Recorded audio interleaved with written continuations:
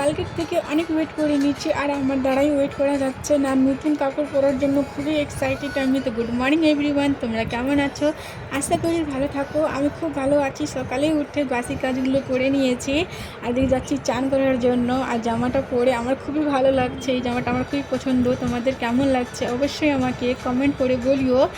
আর দেখো, কয়েকটা video shoot করার জন্য চলে এসেছি এদিকে, বন্ধুদের সঙ্গে ঘোরাঘুরি করে নিয়েছি। বাড়িতে আসলাম তো মা কিন্তু পয়লা বৈশাখের জন্য 2টা মিষ্টি ডুব নিয়ে আসে।